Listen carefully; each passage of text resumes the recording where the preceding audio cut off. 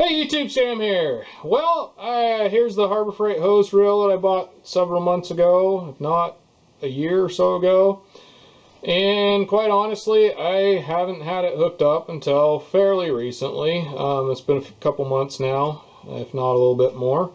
And I've been able to have a chance of using it and do have an opinion on it as of a couple months worth of use. Now this is not hard labor use, just pulling it out, doing whatever I need to do and putting it in.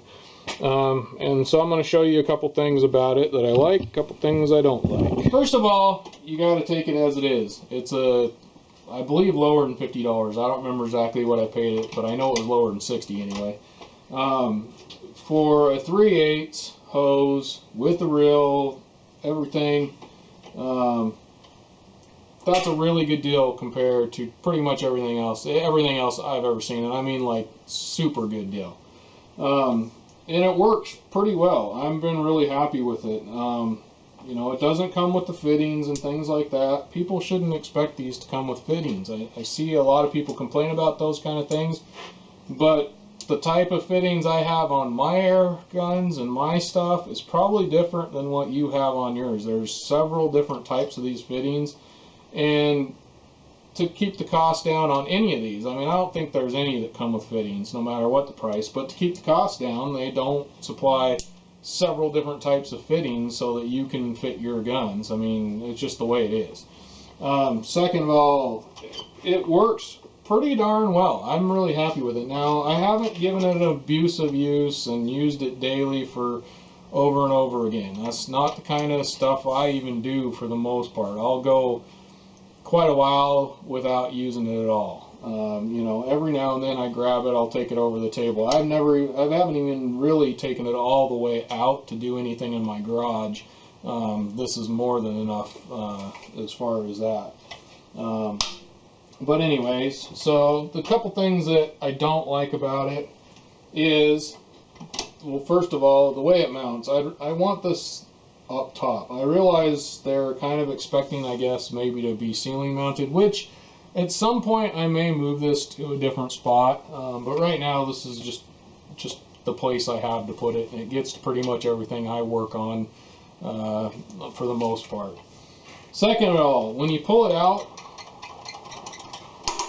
that right there is not enough because it doesn't lock. You have to get it just right on like 2. You let it go 3, I think. Nope, 3 is the most. And then the 4th one it goes. But I find that when I'm pulling it out, I bypass that and end up having to mess with it till I can get it just right. Which kind of bugs me. I think they need to make more of those. Honestly, I've used these in professional shops, and I don't remember, it's been too long ago, how many clicks and things like that it used to take, but I have used a lot of these, and this one doesn't seem much worse than others. I've used some in professional shops that do what I'm about to tell you. The other thing I don't like about it is the reeling back. It doesn't seem to really reel it back in any kind of rhyme or reason, so you got to kind of move it back and forth. And the other thing, if you reel it way out, it does have a fairly weak spring in here. That's the only thing I could see later on down the road maybe having a problem, is that spring just not wanting to reel it back. Right now I don't have any problem. If you pull it all the way out and just kind of let it go a little bit, I usually actually come here and I'll pull it out and grab my rig. I usually have a rag sitting right here. And I'll grab my rig and I'll actually come up to here and I'll reel it back and forth to try and get it as good as I can. And it really does pull it all the way back in, even using this to, you know, kind of break it, so to speak. But I could see, you can tell every now and then you got to kind of push it in there. It's being good right now, but every now and then, especially when I'm trying to wipe off the, you know, grit and grime, because I don't like just reeling it up, because it just gets dirty and dusty and it all ends up on there, and that just won't let it last as long. If you take a rag, stick it there, and as you're reeling it in, go ahead and kind of clean it off a little bit. It'll last a little longer that way, I'm assuming anyway. But do I like it? Heck yeah. For the price especially, I don't think you can beat this. If you want a 3/8 hose, and I believe 50 feet, you'll have to go watch my video. I'm pretty sure it's 50 feet.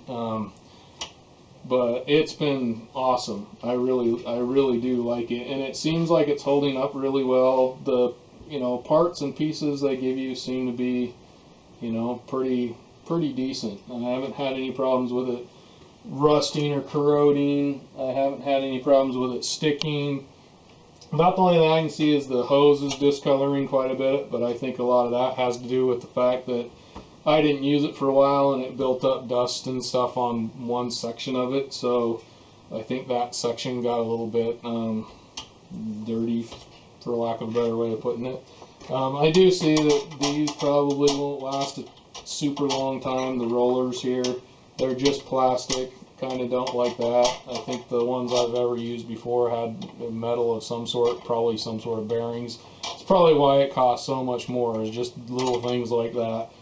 But for the homeowner DIYer that's not going to use it for professional stuff, it's great. Even the guy that's starting out doing professional stuff and needs something to get them through, I'm sure this will last plenty of time, probably the rest of my life, I'm hoping, for what I do. So anyway, I've had some questions on it, so I decided I would do a video on it.